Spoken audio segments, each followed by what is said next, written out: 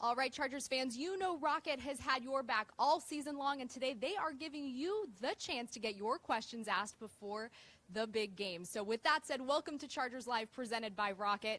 Hayley Elwood, Chris Hayre, coming to you from Baltimore. Here in Baltimore. Wild card weekend, man. We're here. And yeah. This is one of those games where you look, and we've talked about this stat all season long, maybe ad nauseum, but it's just the truth. This team's 8-0 when they get on an airplane.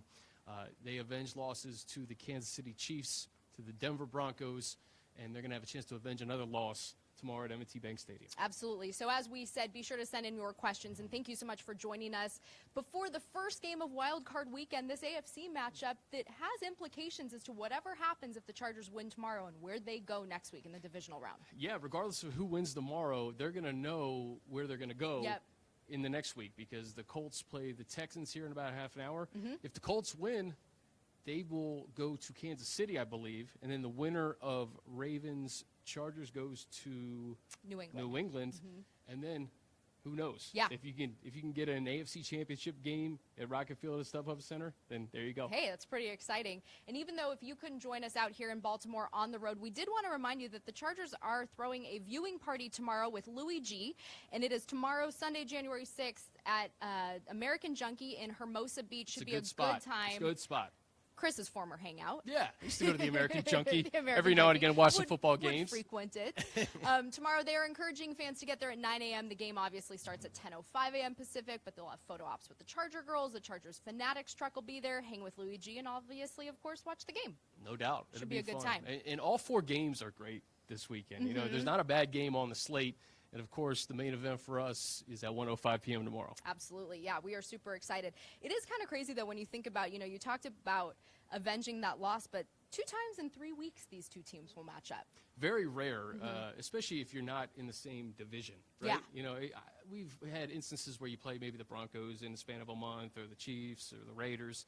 But to play a team in the AFC North twice in 3 weeks is certainly different. And over the last half of the season, the Ravens' offense completely different from the first 8 games. Lamar Jackson under center, this unconventional run-first offense.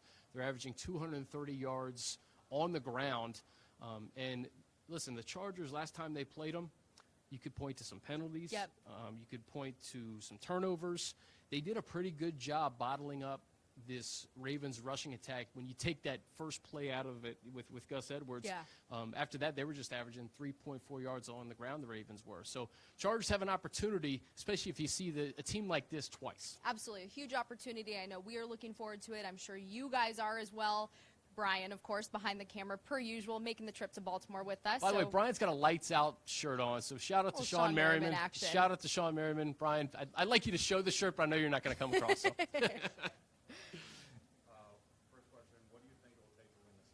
Okay, what do you think it'll take to win this Sunday? Obviously, I think it starts with protecting number 17. That's one of the biggest keys. I'll also go with winning the first quarter. 3 weeks ago, the Ravens dominated the first quarter in terms of time of possession. They dominated for 11 minutes.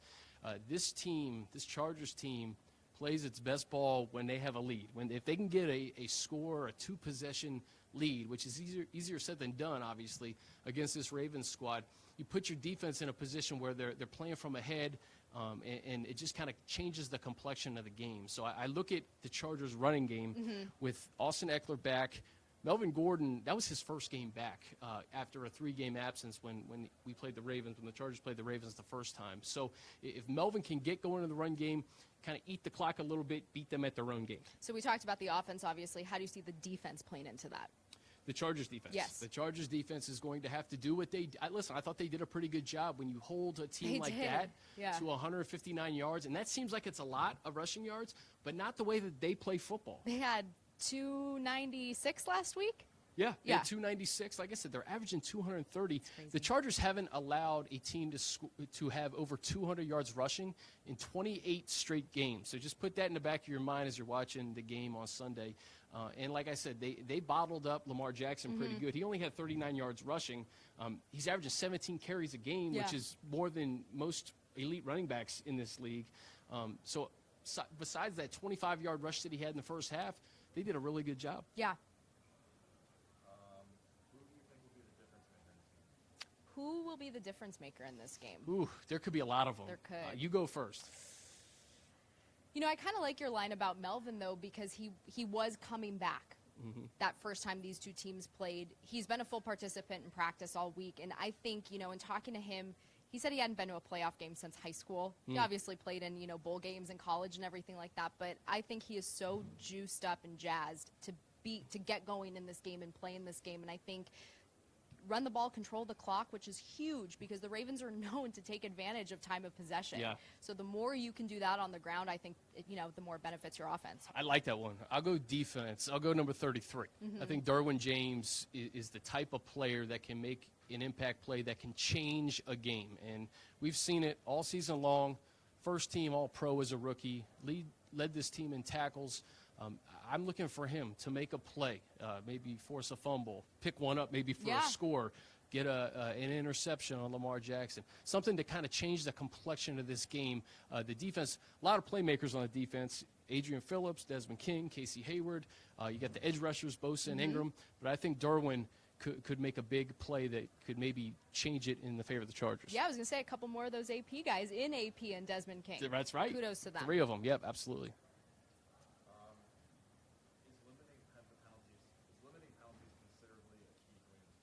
Is limiting penalties considerably a key to winning this game? Yes. Yeah, absolutely. Especially in the playoffs. Yes. Because you're on the road.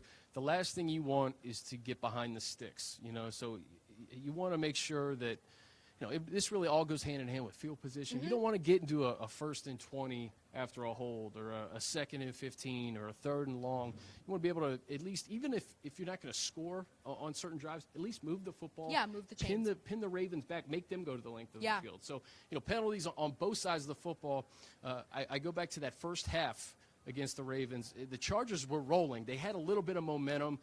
Keenan Allen had an offensive pass interference and then followed up with an illegal shift on a big play to Mike Williams. So there were some plays in that game that you thought that maybe this was the time the Chargers were going to get over the hump a little bit.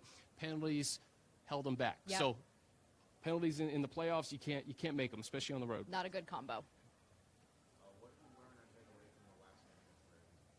What did we learn or take away from the last game against the Ravens? Yeah, limit penalties. Yep. In order to really have success, you need to protect your quarterback. He was sacked 4 times against them. And, you know, to your point about penalties in the playoffs, you know, and limiting those or eliminating those, I should say, you know, same with turnovers. You just can't turn the ball over. Yeah. And especially now in this time of year where it's win or go home, that's a huge thing that you took away, and you need to capitalize, you know, the adverse of tomorrow. Sure. The Chargers are 7-0 when they win the turnover battle this year. So that's important. I talked to Phil Simms on our Chargers Weekly podcast, and he said the biggest lesson that the Chargers should take from that first game is not to run the football up the middle on this Ravens defense. They are very stout up front. He said get to the edges. Get to the edges with Melvin Gordon, with Austin Eckler. And the fact that Austin Eckler wasn't in that first game, I think he could be a real X factor in this game, especially if they're going to bring pressure. These little dump-offs to number 30, get him in space. His vision is unbelievable. I think another kind of takeaway from that game is just Lamar Jackson in general. And someone on NFL Network had said this week that part of the difference with some of these teams that have gone up against the Ravens is that they haven't had a lot of time to prepare for them, prepare for that very unique offense. But the Chargers have, considering this is the second time in 3 weeks that they've seen them. So I think even just going back to that film, and I know these guys were watching it and talking all about it this week, that's huge for this game as well. You know your opponent. There's no question that that's an advantage for the Chargers. You could probably argue the same thing for the Ravens. They could be, hey, we just saw the Chargers and they did some things that were effective. Here's how we combat it.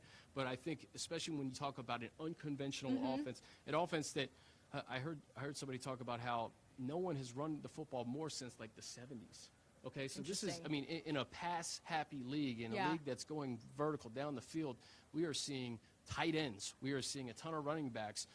This is just an offense that you don't see a lot in the NFL, really at all. So I think the fact that they have gotten a first look at them, they'll get their second crack at them tomorrow.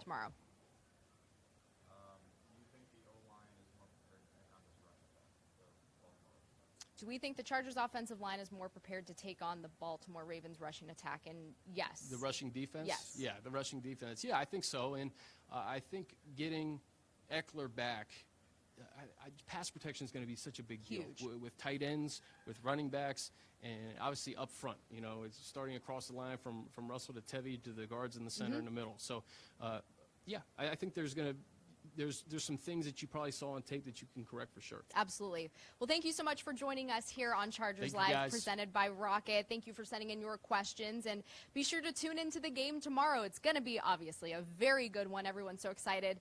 Kickoff is set for 10:05 a.m. Pacific. It's nationally televised on CBS. Can't wait.